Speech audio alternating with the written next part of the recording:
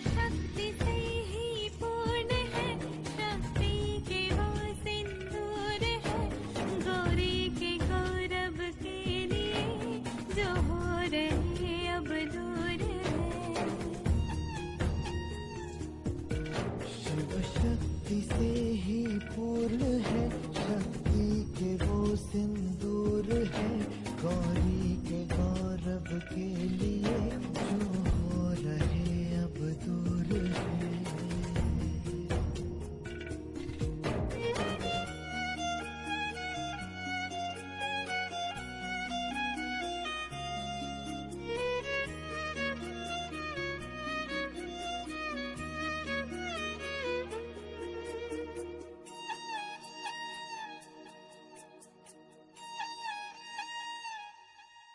कोई तोड़ना है बिछाह का, नहीं बोले मन के मोह का। कोई तोड़ना है बिछाह का, नहीं बोले मन के मोह का। शिव जाने क्या है कालिका, अस्तित्व आदि शक्ति का। विचलित करे ना भावना, नहीं दे सके कोई सांत्वना, नियति है बंधन से परे, जो रच दिया सो वो करे।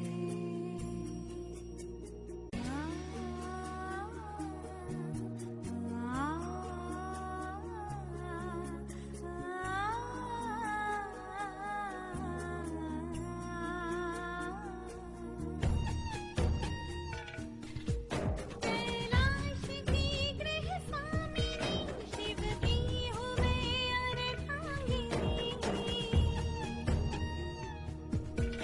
निर्वाण मेरे सतीत्व का, खंडन न हो दायित्व का। अब ना कोई अवरोध हो, मुझ मेरेपन का बोझ हो।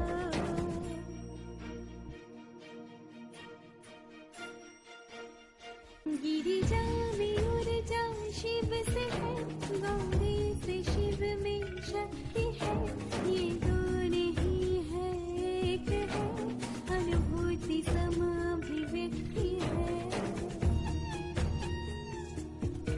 हर श्वास शिव के नाम है, यह प्रेम भी अविराम है। शिव धैर्य तो संयम शिवा, नयन जो शिव दृष्टि शिवा।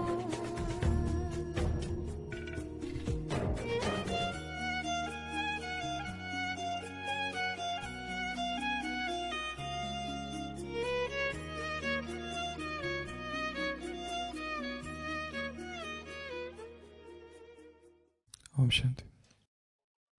वैराग्य साधना का तीसरा दिन।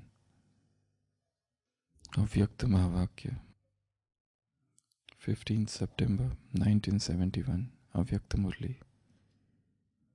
यह स्मृति सदैव रहे कि मैं निराकार से साकार में आकर यह कार्य कर रही हूँ।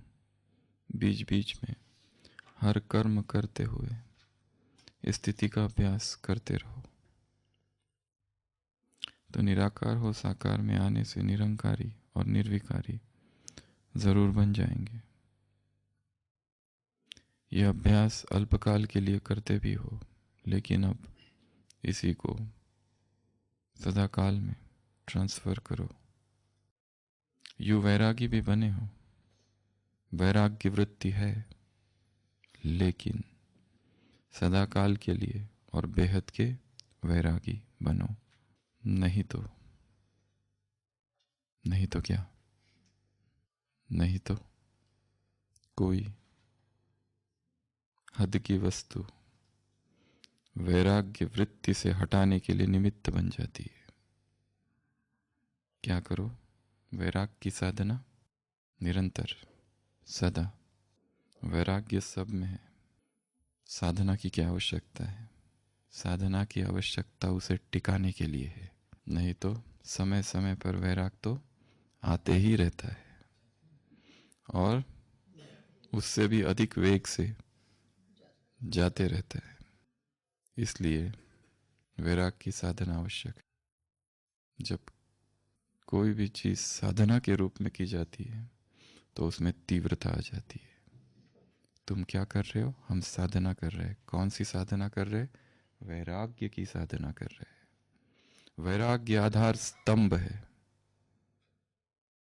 अध्यात्म जीवन का, तपस्वी जीवन का। वो है हद के सन्यासी, तुम हो बेहद के। आज की साकार मुरली। तुम्हारा वैराग समय और परिस्थिति पर आधारित नहीं है। स्लोगन है आज ना। कैसा वैराग है तुम्हारा? सदा काल, सदा रहने वाला, निरंतर रहने वाला।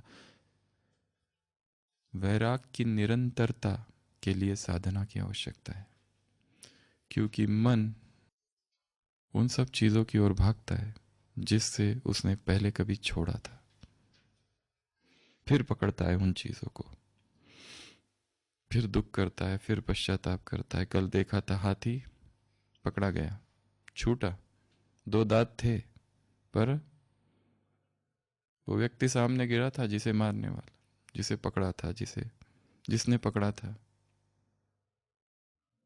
पर क्या करता है? उसको मारता नहीं है, भाग जाता है। और फिर क्या होता है? फिर पकड़ा जाता है। मेडिकल में एक बीमारी है जिसका नाम है स्टॉकहोल्म सिंड्रोम। ये बीमारी क्या कहती है या क्या होती है? एक व्यक्ति है जिसने हमें बंदी बना दिया। एक व्यक्ति है जिसने हमें बंदी बनाया। जिसने बंदी बनाया और जो बंधक है, उस बंधक को बंदी बनाने वाले से प्यार हो जाता है। और जब ये छूटता है तो उसके खिलाफ गवाही देने से मना करता है। इसको कहते हैं स्टॉकहोल्म सिंड्रोम। प्रेम का बंधन इतना कड़ा है कि जिसने इतना सताया, बहुत सताया, बहुत सताया, उनके प्रति एक इंटीमेट रिलेशनशिप स्टैब्लिश हो जाता है। दया की वजह से नहीं। इस बीमारी में ये बीमारी है जो कि सरकार चाहती है कि इनको सजा दे, पर जिनको सताया गया वो सब कहते हैं इन्होंने हमें बिल्कुल नहीं सताया, तो कुछ नहीं किया जा सकता है, वो छूट जाते। कैप्टर एंड कैप्टिव्स के बीच का प्रेम, जो कैप्टिव है, जो बंधक है, और जो कैप्टर है, जिसने पकड़ा है, उन्हीं में प्रेम हो जाता है। हमारा भी ऐसा ही है।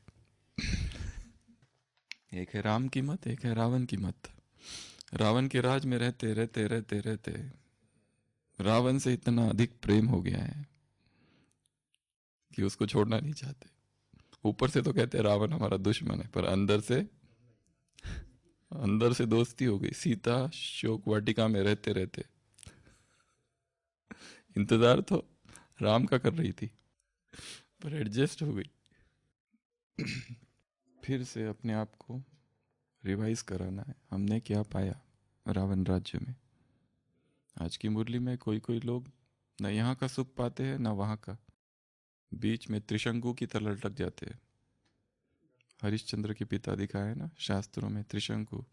वो कहता है मुझे स्वर्ग जाना है, सदैव स्वर्ग में जाना है। ये हो नहीं सकता। विश्वामित्र कहता है मैं भेजूंगा, नया स्वर्ग खड़ा करता है उसके लिए और उसको सदैव स्वर्ग में भेजता है। फिर भी देवता उसको नीचे गिराते हैं, वो बीच में लटक जाता है, त्रिशंकु। इस स्थिति को कहते हैं त्रिशंकु स्थिति। न इधर के न उधर के, न यहाँ का सुख मिला न वहां का सुख मिला। दुविधा में दो गए, न माया मिली न राम। न संसार का सुख भोग पाए न अध्यात्म का सुख भोग पाए। अध्यात्म है तो संसार खींचता है, संसार में है तो सोचते कब आध्यात्मिक बने, कब संसार के बंधनों से छूटे। वो भी उधर दुखी है, ये इधर दुखी है। इसीलिए वैराग की साधना आवश्यक है, क्योंकि वैराग आता है और जाता है। राग उत्पन्न होते रहता है चेतना में बार बार, वो सब चीजों के प्रति जो छोड़ चुके थे, फिर से राग उत्पन्न होता है, फिर से वो राग खींचता है, फिर राग में फंसते और दुखी होते, फिर निकलते हैं, फिर वैराग की स्थिति। ये पेंडुलम ऐसा है, ऐसा घूमता है। एकदम वैराग, कुछ भी नहीं चाहिए, फिर यहां पहुंच गए तो फिर इधर खींचने लगता है, फिर इधर आते एकदम भोग विलास में, ज्यादा ही भोग विलास हो गया कि फिर सोचते हमारा जीवन किस लिए है। वैरागी है, फिर इधर जाते, फिर इधर और इधर, इधर और इधर, दो अतियों में चेतना डोलती रहती है, इसलिए स्थिरता नहीं है। तो वैराग को लोगों ने बहुत पहले से जाना है कि कितना इसका महत्व है। वैराग की चर्चा कहाँ कहाँ है। गीता में 3 बार वैराग शब्द का प्रयोग किया गया है। चैप्टर नंबर 3, 6, 13 एंड 18, ये 3 अध्यायों में वैराग शब्द आया है। योग वशिष्ठ में वैराग की चर्चा हुई है, जिसकी हमने कल चर्चा की थी। पतंजलि योग सूत्र में वैराग की चर्चा है। वैराग और अभ्यास, बिना उसके साधना हो नहीं सकती। और चौथा है भर्तृहरि वैराग शतकम, जिसकी बहुत पहले कभी चर्चा की थी। एक और शास्त्र है जिसमें वैराग की बहुत चर्चा है, वो है शंकराचार्य रचित वैराग्य दिंडिमा, जिसमें 5 श्लोक है। उसके विषय में हम थोड़ा आज देखेंगे। उसके साथ एक कहानी जुड़ी हुई है। दिखाया एक बहुत पुण्यात्मा व्यक्ति है, आध्यात्मिक साधन है, साधक है। गीता में वर्णित सभी दैवी संपदा उसके पास है, सभी दिव्य गुणों से अलंकृत है, कल्याणकारी है, रहम करता है, श्रेष्ठ जीवन जीता है, ब्रह्मचारी है। ऐसा व्यक्ति एक हुआ कभी, और धीरे धीरे जैसे ही उम्र आगे बढ़ती जाती है, सोचता है अब मुझे सब कुछ छोड़कर केवल ईश्वर की साधना करनी है। जीवन में सब कुछ देख लिया, सब कुछ पा लिया, सब कुछ हो गया, अच्छा जीवन रहा, फिर भी परमात्मा साधना के लिए बाकी और कुछ बीच में बाधा ना आए, सब कुछ छोड़ देता है और केवल ईश्वर साधना में लग जाता है। और साधना करते करते उसके मन में विचार आता है कि मैं अपने जीवन का अंतिम क्षण काशी में बिताऊं, तो मुझे वहां तक पहुंचना है। और इस व्यक्ति की वजह से कई सारे साधक हैं जिनकी आध्यात्मिक चेतना जागृत हो जाती है, जिनके अंदर वैराग उदय हो जाता है। ऐसा एक गुरु पद, गुरु तो था नहीं परंतु गुरु जैसा ही था ये व्यक्ति। वो सोचता है कि मुझे काशी पहुंचना है, पर कैसे पहुंचूं, शरीर जर्जर हो गया है। उसी के कुछ भक्त जैसे साधक होते हैं, वो कहते हैं हम आपको पहुंचाएंगे, आप चिंता ना करो। क्योंकि उसका संकल्प है कि बनारस पहुंचूं, काशी पहुंचूं, मणिकर्णिका वो जो ग्राउंड है वहां अपना शरीर छोड़ूं, ताकि विश्वनाथ के धाम पहुंचूं। यही सब मान्यता रही है। तो वो पालकी में बिठाते हैं उसे। ये वो व्यक्ति है जिसने जीवन भर ईश्वर के अतिरिक्त और किसी का चिंतन नहीं किया। सब कुछ मेरा हर कर्म उस ईश्वर के प्रति है, प्रतिपल ईश्वर स्मरण, निरंतर अविरल धारा ईश्वर स्मरण की, जैसे निर्धूम ज्योति। वो पालकी में बैठता है और वो जो होते हैं 4 लोग उसको लेके जाते हैं। वो कोई प्रोफेशनल तो होते नहीं है, उनको पहली बार वो भी पालकी लेके जा रहे हैं। तो जाते जाते थक जाते, उठते बैठते, फिर रुकते हैं। अभी आधा रास्ता नाप लिया है, आधे रास्ते में वो लोग थक जाते हैं तो रुकते हैं। ये व्यक्ति जो अंदर बैठा है, जो धार्मिक है, जो आध्यात्मिक पुरुषार्थी है, वो पूछता है हम कहाँ आए। वो 4 लोग देखते इधर उधर, ये तो एक ऐसी जगह है, ऐसा एक गांव है जहां पर अछूत लोग रहते हैं, आउटकास्ट, जिनको समाज से निकाल दिया गया है, छोटी जाति के लोग रहते हैं, शूद्र लोग रहते हैं। जैसे ही ये बात वो व्यक्ति सुनता है, अचानक उसके मन में विचार आने लगते हैं उन शूद्रों के, उनका जीवन कैसा होगा, उसके वो शूद्र क्यों बने, वो अछूत है। और ये विचार करते करते ही शरीर छोड़ देता है। और प्रकृति का अकाट्य नियम है कि जिस संकल्प के साथ आत्मा शरीर छोड़ेगी, उसी संकल्प के साथ दूसरा जन्म होगा। उसने जीवन भर ईश्वर स्मरण किया, पर अंतिम क्षण में जिस स्थान पर था, उन शूद्रों के स्मरण में ही शरीर को छोड़ा। इसलिए उसका अगला जन्म उसी गांव में हुआ, एक शूद्र पिता के घर। पर वो जो पिता था, वो क्या कहते हैं उसको, जो ढोल पीटता है ना, ड्रमर, ढोल बीटर, ढोलकिया, ढोलची, जो भी कहो उसको, जो अनाउंसमेंट करते हैं ना, सुनो सुनो सुनो, ड्रम बीटर्स, ड्रमर्स, ऐसे अलग अलग नाम है। उसी के घर जन्म होता है, और उसके जो पिता होते हैं इस जन्म के अभी, ये बहुत अपने काम के प्रति कर्मनिष्ठ, इतने कर्मनिष्ठ कि राजा को भी उस पर बहुत विश्वास होता है। ये दिन भर बीच बीच में अनाउंसमेंट करता है और रात में वॉचमैन का काम करता है। रात में जब वॉचमैन का काम करता है तो चिल्लाते रहता है, जागते रहो, जागते रहो, जागते रहो, इस तरह से। पर ये जो बच्चा होता है, ये बचपन से ही चुपचाप, जैसे मंद बुद्धि है। पिता सोचते हैं ये कैसा बच्चा जन्म लिया है, इसको किसी चीज में इंटरेस्ट नहीं है, ये तो जैसे डल है, डल हेडेड, इसको किसी बात में, कोई मूर्ख है जैसे, कोई भी चीज कहो तो चुप बैठा रहता है, जैसे उसे सुनाई नहीं दे रहा है, वो बोल नहीं रहा है। परंतु वो बच्चा मूर्ख नहीं होता है, वो बच्चा बड़ा ज्ञानी है, क्योंकि पिछले जन्म में एक भूल की थी उसने, इसलिए इस जन्म में नो रिस्क, एक भूल भी नहीं होनी चाहिए। वो निरंतर अपने प्रभु चिंतन में बचपन से ही है, कहीं पर भी इन्वॉल्व नहीं होना चाहता है, क्योंकि उसे पता है कुछ भी करने गए कि माया आई। इसके लिए बचपन से ही वो मंद बुद्धि, जैसे लोग उसे मूर्ख समझते हैं, जहां बिठा दो बैठ जाते हैं।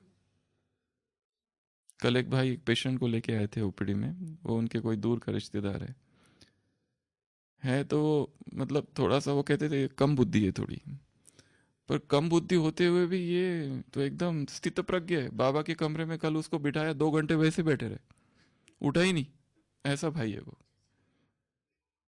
वो कह रहे थे मैं भी नहीं बैठ सकता कभी, ये बिल्कुल जहां बिठा दिया वहां बैठ जाता है, उसको कुछ समझ में नहीं आता है, ज्यादा बोलता नहीं किसी से, चुपचाप रहता है।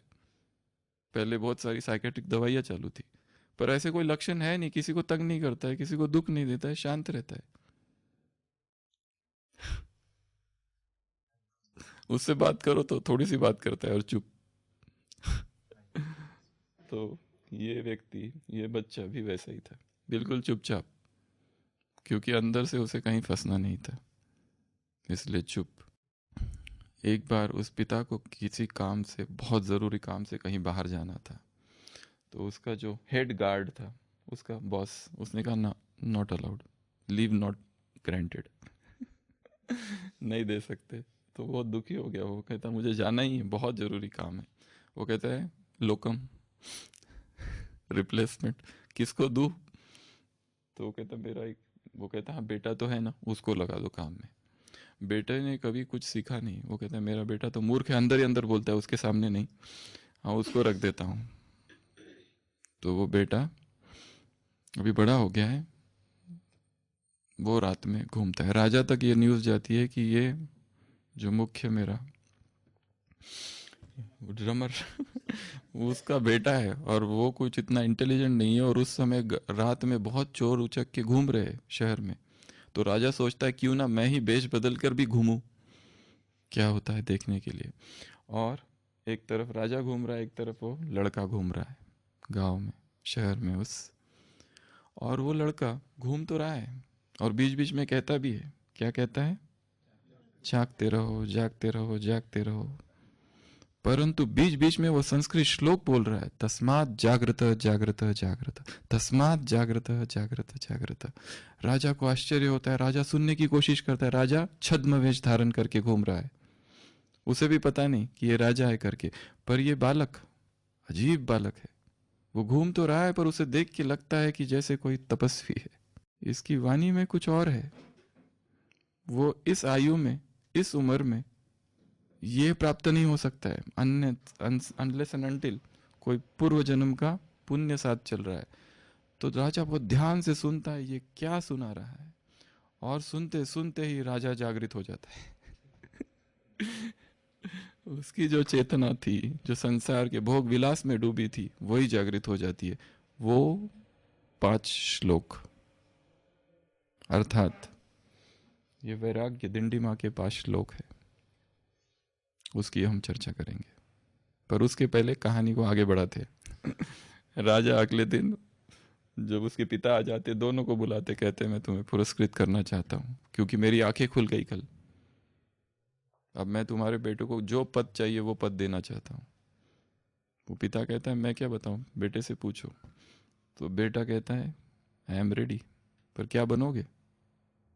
वो कहता है जिनको आप मृत्यु दंड की सजा देते हो, राजा, जल्लाद, और जो सिर काटता है वो व्यक्ति मैं बनना चाहता हूँ, हेड बिहेडर, जो बिहेड करता है, सिर कत्ल करता है। राजा को आश्चर्य होता है क्योंकि बाकी जो होते हैं वहाँ के लोग, उनको तो चिंता हो जाती है, इसको नया पद दे रहा है तो कहीं हमारी जगह तो नहीं बिठा दे। न्यू एंट्री हो रही है ना, और वो भी इंटेलिजेंट व्यक्ति की, तो सबको डर किस बात का होता है? अपने पोस्ट का। तो फिर खुश हो जाते हैं, ठीक है ये दूर रहेगा।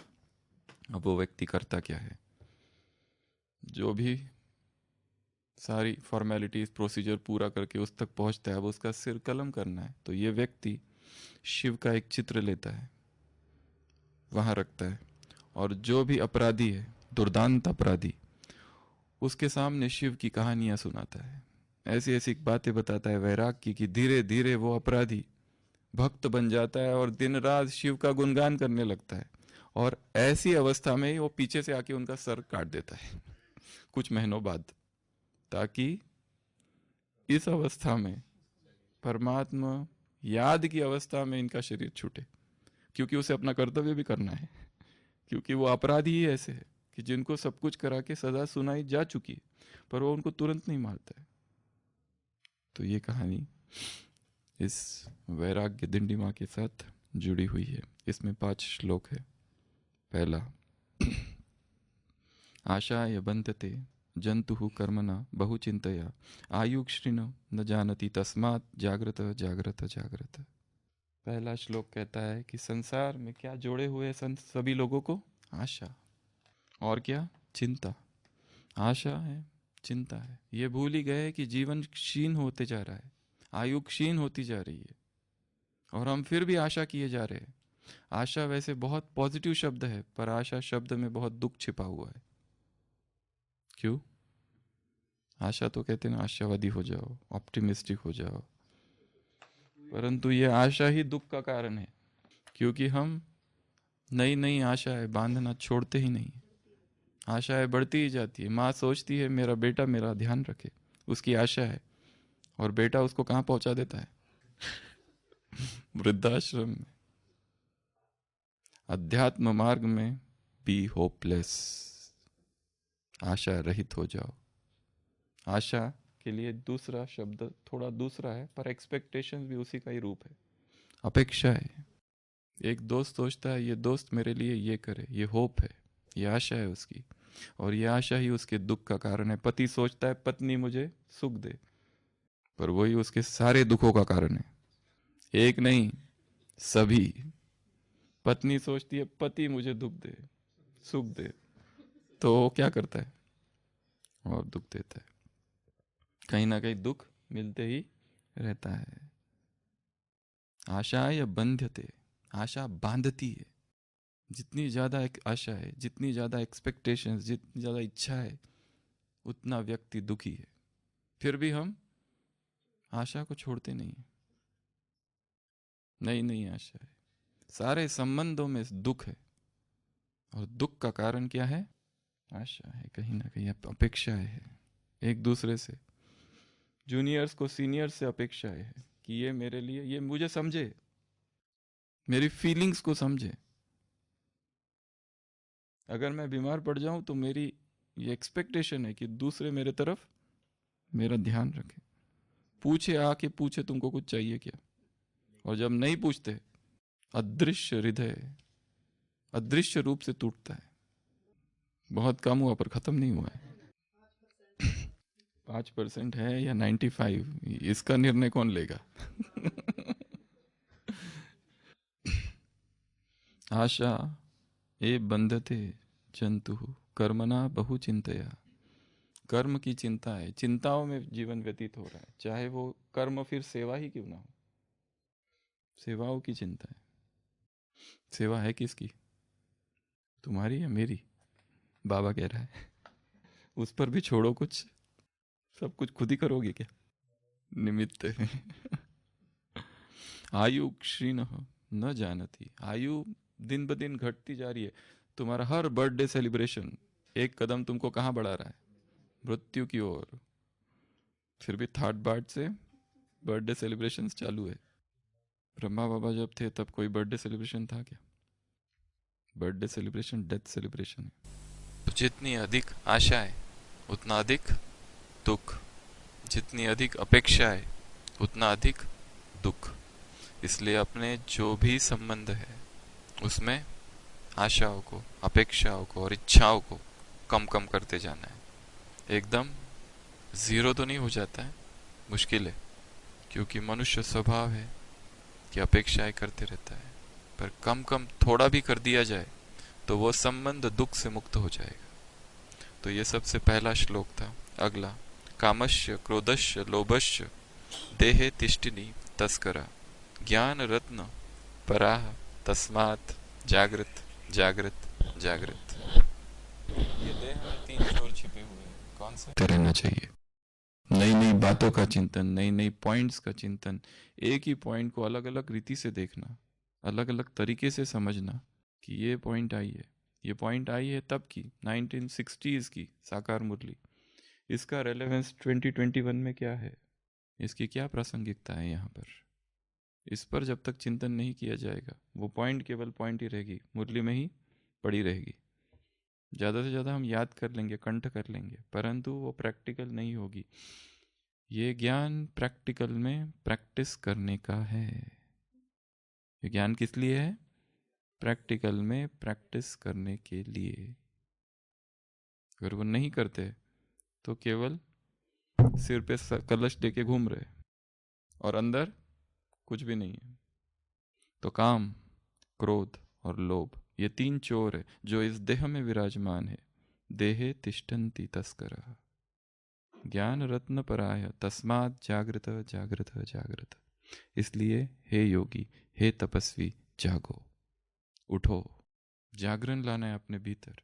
दूसरों को ज्ञान बहुत सुना दिया, कोर्स बहुत करा लिए, मुरलियां बहुत सुना ली, अब स्वयं को जगाओ, खुद जागृति लानी है। तीसरा, स्वास्थ्य और पैसा दोनों ही स्वप्न जैसे। जैसे ही सूरज उगता है छोटे छोटे फूल मुरझा जाते हैं, उसी तरह दिन ब दिन शरीर के ये दिन भी खत्म हो रहे हैं। संपदा स्वप्रश काय यौवन कुसुमो लोपम विधुच्च चंचल आयुष तस्मात् जागृत जागृत। हे योगी, जो भी पैसे है वो आज है और कल नहीं है।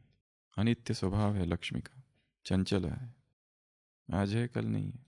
व्यक्ति हमें प्रेम करते, सम्मान देते, कहीं इसका कारण ये तो नहीं कि हमारे पास धन है। सोचो, धन नहीं रहे तो भी क्या ये लोग वैसे ही व्यवहार करेंगे? शायद नहीं, शायद नहीं, या बिल्कुल भी नहीं। इर्द गिर्द जो लोग खड़े हैं वो क्यों खड़े हैं? स्वार्थ के कारण। वो हमसे प्रेम नहीं करते।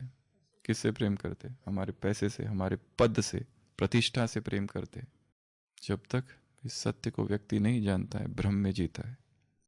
हमारे रूप से प्रेम करते, हमसे प्रेम नहीं करते। हमारे सौंदर्य से प्रेम करते। ये सौंदर्य मिट जाएगा तो प्रेम भी खत्म हो जाएगा। इसलिए हर दिन थोड़ा थोड़ा हम मृत्यु की ओर जा रहे हैं। अब जाग। माता नास्ति, पिता नास्ति, नास्ति बंधु सहोदरा, अर्थ नास्ति, गृह नास्ति, तस्मात् जागृत जागृत जागृत। ना तुम्हारी कोई माँ है, ना तुम्हारा कोई बाप है, ना कोई रिश्तेदार है, ना कोई भाई है, ना कोई तुम्हारा धन है, ना तुम्हारा कोई घर है। ये सारे भ्रम उत्पन्न किए हुए हैं। कौन भाई, किसका भाई, कौन माँ, कौन भाई, कौन पिता, कौन मित्र, ये इस जन्म के सारे खड़े हुए हैं। इसे लगता है ये है, ये है। भगवान कहता है मैं ही तुम्हारा सब कुछ हूं। ये भी योग का प्रयोग करके देखो। तू ही माँ है, वो दूसरी माँ है ही नहीं। तू ही पिता है, वो दूसरा पिता है ही नहीं। तू ही भाई है, तू ही पति, तू ही सब कुछ। फिर वो उसके बंधन में हम क्यों फंस रहे?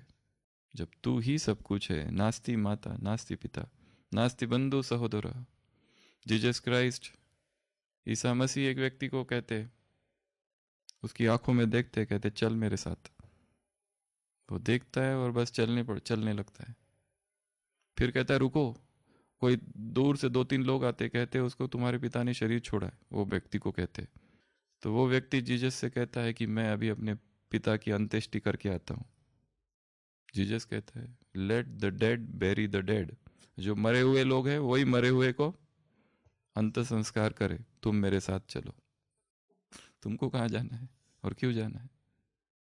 Deny your mother and deny your father, he that loveth his mother and father more than me is not worthy of me. जो अपने लौकिक माँ बाप को मेरे से अधिक प्रेम करता है, मेरे लायक ही नहीं है, आउट, जाओ उनके प्रेम में। यहाँ घृणा की बात नहीं कही गई है। मैं कौन हूं, मैं कौन आया हूं इस समय, सर्वोपरि हूं, ये सब तो तुम करते ही आए हो। माँ में फंसते आए हो, बाप में फंसते आए हो, ये सब तो करते ही आए हो जन्म जन्म। अब मैं आया हूं, अब मेरे पीछे आ जाओ। माता नास्ति, पिता नास्ति, नास्ति बंधु सहोदर, अर्थ नास्ति, वेल्थ, घर, कौन सा घर, किसका घर और कैसा घर? लौकिक घर। कहाँ जा रहे हैं? लौकिक घर में जा रहे हैं। किस लिए जा रहे हैं? छुट्टियों के लिए जा रहे हैं, सेवार्थ। ऊपर से सेवार्थ, लेबल तो हमारे वही लगे हुए हैं। अंदर हल्दी है, बाहर नमक का लेबल लगा हुआ है, इसलिए तो हल्दी मिल नहीं रही है। मातृभूमि का ऋण चुकाने जा रहे हैं। जाओ भले, सब जगह जाओ, पर फंसो नहीं किसी में। वैराग, वैराग अर्थात 2-3 शब्द नहीं है। वैराग क्या नहीं और क्या है ये भी जानना जरूरी। वैराग अर्थात दमन नहीं, नो सप्रेशन। वैराग अर्थात नफरत नहीं, निषेध नहीं है उसमें।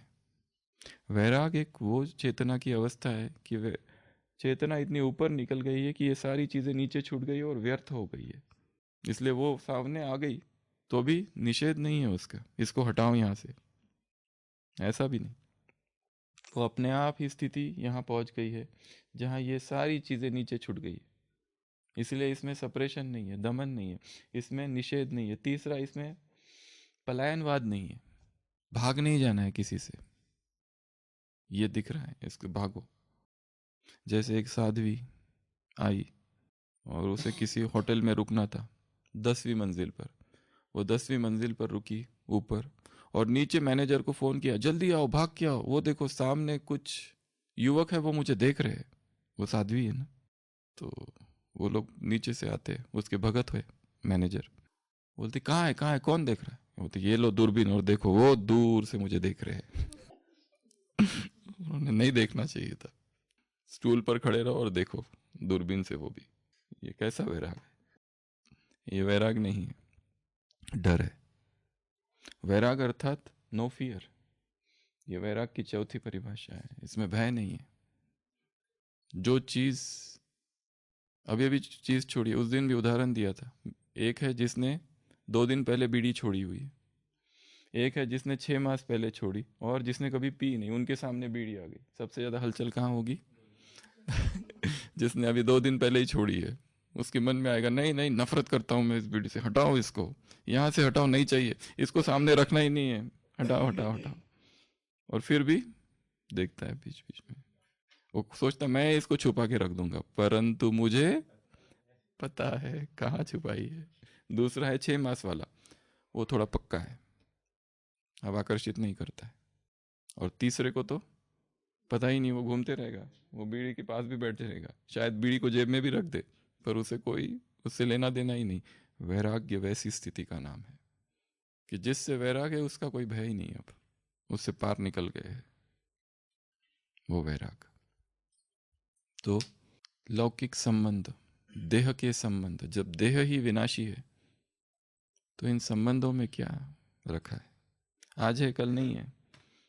सारे संबंध, अपने जितने संबंध, एक नजर दौड़ानी है उन सभी संबंधों पर। अलौकिक परिवार के अंदर के संबंध क्या क्या है? एक, सीनियर से संबंध, दूसरा जूनियर से संबंध, तीसरा कंपेनियन, साथियों से संबंध, चौथा जो स्टूडेंट्स है, दूसरा परिवार, फैमिली, इस परिवार में संबंध, अगला लौकिक से संबंध, अगला जो बाहर वाले लोग हैं जो ज्ञान में नहीं चलते, उनके साथ हमारे कैसे संबंध है। ये सारे संबंधों को रिव्यू करो। सीनियर से किस तरह के संबंध है? डर वाला है, साथियों से किस तरह का संबंध है? प्रेम का है या बस जब देखो तब लड़ाई लड़ाई चल रही है, कंपटीशन चल रही है, जेलसी चल रही है, वो ज़्यादा सेवा करते हैं, हम कम सेवा करते हैं, उसको नीचे खींचो, ये सेवा हमको मिलनी चाहिए।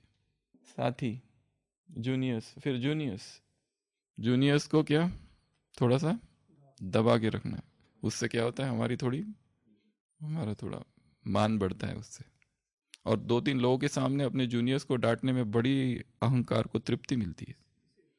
2-3 लोग हो और किसी को डांट दो, ये सब क्या है? विकृत अहंकार की वृत्तियां है। फिर परिवार, ये जो परिवार है इस बीच हमारे संबंध कैसे है? फिर लौकिक परिवार से संबंध कैसे, और बाहर वाले जो है उनसे, ये सारे संबंधों में देखो कहीं लगाव तो नहीं, कहीं घृणा तो नहीं, कोई नफरत तो नहीं, कोई अहंकार तो नहीं, वैराग अर्थात कोई सप्रेशन नहीं, कोई भय नहीं, पलायनवाद नहीं। इन सब के बीच में होते हुए हम इंडिविजुअल रहे, क्राउड ना बन जाए। वेस्टर्न फिलोसोफर हेगल ने कहीं लिखा है, बी इंडिविजुअल, अर्थात अकेले होने का सामर्थ्य अपने अंदर रखो। सबके बीच में है, संगठन का अपना महत्व है, परंतु संगठन के बीच में होते हुए भी अकेले हो जाना। सबके बीच में है परंतु किसी के बीच में नहीं है। हम संसार में है, संसार हम में नहीं है। क्राउड नहीं बनना है, इंडिविजुअल रहना है, मैं और बस मैं। यहाँ खतरा है बहुत। तो ये सारे संबंध को रिव्यू करो और सारों से आसक्ति एक एक हटाते जाओ। क्यों आसक्ति है? किस में आसक्ति है? माँ में, बहन में, भाई में, अलौकिक माँ में, अलौकिक पिता में, अलौकिक बहन में, अलौकिक भाई में। बाबा ने कहा ये संबंध जो है, इस परिवार के अंदर के संबंध भी क्या है? सोने के पिंजरे। इसको हम उस दृष्टि से नहीं देखते, संसार को तो छोड़ दिया, पर यहाँ नए संबंध खड़े किए जो हमें बांधते हैं, उन्हीं का चिंतन चलता है। जन्म दुख, जरा दुख, जाया दुख, पुनः पुनः, संसार सागर दुख, तस्मात् जागृत जागृत जागृत। किस किस में दुख है? जन्म में, जरा में, और पत्नी में तो बार बार दुख है। जाया दुख पुनः पुनः खाली पत्नी की बात नहीं, पति की भी बात है, दोनों ही। The ocean of samsara is full of grief, संसार सागर दुख। इसलिए कहा वैराग के मार्ग में एक दोष दृष्टि उत्पन्न करनी होती है कि जिससे हम अटैच्ड है उसको साक्षी होकर जब तक देखते नहीं तब तक हमें पता ही नहीं चलता है कि हम कैसे हैं। नकीर लेक यहाँ पर है, एक व्यक्ति यहाँ खड़ा है, उसको बस थोड़ा दिखता है, थोड़ा ऊपर चढ़ता है कोई टोड रॉक में, यहाँ तक उसको थोड़ा और ज्यादा दिखता है, कोई एकदम टॉप पर पहुंचता है, उसे सब कुछ दिखाई देने लगता है। हम कहाँ खड़े हैं? ये हमारा संबंध है, ये वस्तु है। हम कहते हैं हमारी आदत नहीं है, ये नहीं भी मिला तो कुछ नहीं होता है, बाकी चाय वगैरह पी लेते हैं, पर आदत नहीं है, कोई स्वीकार ही नहीं करता है। यहाँ बैठे देख रहे, थोड़ा ऊपर जाओ तो पता चलेगा ये भी वैसा ही है, और ऊपर जाओ तो पता चलेगा अरे ये आदत नहीं है, एडिक्शन हो चुका है, ये व्यसन हो चुका है संबंध। अब वो व्यक्ति चाहिए, वो व्यक्ति नहीं मिलता है, उससे कॉल नहीं होता है, फोन नहीं लगता है तो बेचैनी होती है। पहले संसार के व्यक्तियों से थी, अभी अलौकिक व्यक्तियों से हो गई है। इसके पहले भी सुनाया था, एक व्यक्ति को इतना वैराग आ जाता, इतना वैराग आ जाता। क्यों आता है? क्योंकि माँ बाप से परेशान है। क्यों परेशान है? क्योंकि वो ओवर केयरिंग है, हर चीज में उसका ध्यान रखते, ये चाहिए क्या, वो चाहिए क्या, एकदम फेडअप हो जाता है माँ बाप से। तुमको ये चाहिए तो ये देंगे। और जाता जाता जाता है, कहाँ जाऊँ कहाँ जाऊँ, दिखता है महात्मा बुद्ध आए हुए हैं, उनके सन्यासियों को देखता है, कहते हैं मुझे सन्यास लेना है, सन्यास ले लेता है। माँ बाप सोचते बेटा कहाँ चला गया, बाप कहता है मैं ढूंढने जाता हूँ। वो जाते हैं ढूंढने, उसे बहुत ढूंढते, पता चलता है बेटे ने सन्यास ले लिया। बेटे ने सन्यास ले लिया, मैं भी सन्यास लूंगा, क्योंकि मोह इतना ज्यादा है बेटे में, जो बेटा करेगा, जहां बेटा रहेगा वहां मैं रहूंगा। माँ सोचती है बाबा बाप बेटे कहाँ है, वो निकलती है ढूंढने के लिए दोनों को, और पता चलता है इन्होंने सन्यास ले लिया, मैं क्यों पीछे रहूं। तब तक बुद्ध के जीवन काल में स्त्रियों को सन्यास में दीक्षा मिलना आरंभ हो चुका था। पहले उन्होंने मना किया था, और जब स्त्रियों को दीक्षा दी, कहा कि मेरा धर्म 5000 साल चलता, पर अभी 500 वर्ष चलेगा बस तो वो भी संन्यास ले लेती है। अब माँ बाप और बेटा वो कहते हैं कि हमको एक ही कमरा दिया जाए, माना सेपरेट एकोमोडेशन, है तो सन्यासी ही। फिर वो तीनों सुबह साथ में भिक्षा लेने जाते हैं, फिर आके साथ में भोजन करते हैं, फिर बुद्ध का प्रवचन जब होता है तो साथ में ही एक साथ बैठकर ही सुनते हैं। तो ये है नव सन्यास। पहले सब कुछ घर पे करते थे, अभी कपड़े बदल गए, ड्रेस बदल गया है, कलर बदल गया है, अब सन्यासी कहलाते हैं। अब भिक्षु है, भिक्षु नहीं है, और साथ कुछ साथ में चल रहा वही है, खाली स्थान बदली हुआ है, नाम बदली हुआ है, सन्यासी है अभी। तो ये कैसा सन्यास है? यहीं पे अटैचमेंट उत्पन्न कर दी है, उसी के साथ रहना है, उसी के साथ सेवा करना है, ये नए अटैचमेंट चालू कर दी। एक व्यक्ति सभी से लड़ता था गांव में, सबसे लड़ाई करता था, सबसे इतनी लड़ाई करता था, इतनी लड़ाई करता था। एक दिन एक गांव में साधु आता है, उसको देखकर वैराग आ जाता है। वैराग आ जाता है तो साधु बन जाता है, साधु बनकर बहुत सारे शास्त्रों का अध्ययन करता है। अब पूरे गांव में घूमता है और एक एक को शास्त्रवाद में हराता है। चालू वही है जो पहले चालू था, पहले भी क्रोधी था, अभी महाक्रोधी है। अभी उसके पास ज्ञान का एक नया शस्त्र है, उस ज्ञान से वो हर एक को हराता है। पहले लड़ाई करता था, अभी भी लड़ाई करता है। संस्कार वही है, रूप बदल दिया है। ज्ञान में आने से पहले वो था, अभी ज्ञान में आ गए, पर बेसिक वही है, थोड़ा ऊपर ऊपर का रूप बदला है। तो ये 5 श्लोक है। वो राजा इन श्लोकों को उस बालक के मुख से सुनता है। वो बालक चिल्ला रहा है, जागते रहो जागते रहो, तस्मात जागृत जागृत जागृत। और सुनते सुनते राजा में ही वैराग जाग रहता था। तो सबसे पहला बताया आशा, एक्सपेक्टेशंस, जितनी ज़्यादा उतना ज़्यादा दुख, इसलिए इसी से वैराग लाना है। मुझे किसी से कुछ भी नहीं चाहिए, मुझे किसी से कुछ भी नहीं चाहिए ना। और सबसे ज़्यादा चाह किसकी है? आत्मा को प्रेम की। उसे वस्तुएं नहीं चाहिए, खाने पीने की चीज़ें नहीं चाहिए, क्या चाहिए? प्रेम चाहिए, केयर चाहिए, अटेंशन चाहिए, सम्मान चाहिए, स्वागत चाहिए, हॉस्पिटैलिटी चाहिए, मेहमान नवाजी चाहिए। हम जाए कहीं तो लोग थोड़े बाहर तो आए कम से कम घर के हमारे स्वागत के लिए। हम आए और कोई भी नहीं गुलदस्ता लेके, कहाँ है बहन जी? पता नहीं, शायद उनको हम आए हैं। तब प्रतिज्ञा कर, इस शहर में और इस सेंटर में कभी पैर नहीं रखूंगा। अभी हमारा स्वागत नहीं हुआ नहीं यार, इतना बड़ा अपमान। हम मधुबन निवासी। आशाएं बंधन बांधती है और चिंता है, ये पहला। दूसरा काम क्रोध और लोभ, ये 3 चोर है। क्या करते हैं? ये ज्ञान का अपहरण कर जाते हैं। हम सोचते हैं ज्ञान लेके घूम रहे, कलश, बाबा ने ज्ञान का कलश रखा है, पर वो खाली हो चुका है, उसमें कुछ भी नहीं है। तीसरा स्वास्थ्य और धन, ये दोनों भी स्वप्नवृत है, उड़ जाएंगे, नहीं रहेंगे। दिन ब दिन हम कहाँ पहुंच रहे? मृत्यु के समीप। अगला, न माँ न बाप न बहन न भाई, लौकिक जितने भी संबंध है सभी में दुख है। उतने क्या कहो, अलौकिक संबंधों में भी दुख है। कोई माता संसार छोड़ के पति से झगड़कर, सबसे झगड़कर, सारे संसार से वैराग धारण करके यहाँ आ जाते हैं, आ गई सपोज, और यहाँ पे किसी में मोह हो गया, तो इसको क्या कहेंगे? इतना बड़ा त्याग, इतनी बड़ी तपस्या, इतना बड़ा सब कुछ संघर्ष करके संसार से यहाँ आ गए, यहाँ रहते रहते किसी से मोह हो गया, इसको क्या कहेंगे? अगला, जन्म में दुख, बुढ़ापे में दुख, जाया पत्नी में या पति में दुख, संसार सागर ये दुख धाम है। क्या है ये? दुख धाम। अनित्यम असुखम लोकम, हे अर्जुन ये संसार अनित्य है, यहाँ पर दुख के अतिरिक्त तो कुछ भी नहीं है, इसलिए अपने मन को इस संसार में नहीं लगा और वैराग्य धारण कर। तो वैराग की हम यात्रा पर है। आज था वैराग्य का 3रा दिन। और एक दूसरा भी काम दिया था पिछले रविवार, याद है सबको? 7 days रॉ चैलेंज। जो इस यात्रा पर आगे बढ़ रहे हैं उनके लिए एक दिन और, कल का अंतिम दिन है।